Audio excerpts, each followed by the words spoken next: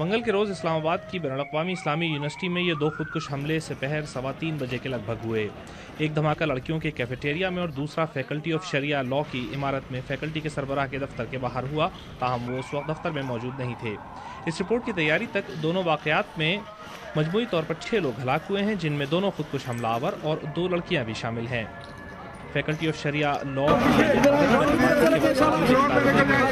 میں نے خود دیکھا وہاں پہ 3 باڈیز پڑی ہوئی تھی، کوئی میرے سامنے اس وقت اسموک بھی اڑ رہا تھا تو ہم اس وقت گھبراہٹ میں بھی تھے تو ہم پیچھے کی طرف سے بھاگ گئے تھے، لیکن 3 باڈیز وہاں پہ پڑی ہوئی تھی اور ایک کی یہاں سے ٹانگ بالکل ختم تھی، کٹ چکی تھی اور اس کی باڈی جو تھی وہ ہاف شیپ میں تھی، تقریباً آدھی تھی۔ بلو جینز اور کوئی اس طرح کے وہ ڈارک بلو کلر میں اس نے شرٹ پہنی ہوئی تھی۔ یونیورسٹی کی ایک اور طالبہ کے مطابق اس دھماکے سے ایسا محسوس ہوا جیسے زلزلے سے زمین لرزنے لگتی ہے۔ ہم لوگ کلاس لے رہے تھے اس وقت تو اچانک ارتھکویک فیل ہوا ہے تو ہم سمجھے کچھ اور ہوا ہے، کیونکہ پہلے ہم لوگوں کو تھریٹس ملے تھے تو بہت ڈرے ہوئے تھے۔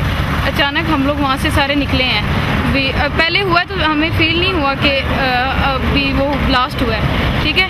اس کے بعد ہماری کلاس ہو رہی تھی تو میم نے کہا ایسا کچھ نہیں، آپ لوگ ویسے ہی ڈر رہے ہو۔ اس کے بعد دوبارہ ہوا ہے۔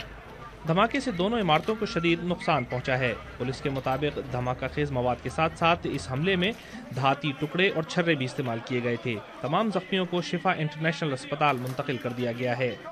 وزیر داخلہ رحمان ملک نے بھی اس دھماکے کے بعد مختصر وقت کے لیے یونیورسٹی کا دورہ کیا، لیکن یونیورسٹی کے طلبہ نے اس موقع پر ان کے خلاف نعرے بھی لگائے، جس پر وزیر داخلہ فوراً یونیورسٹی سے واپس روانہ ہو گئے۔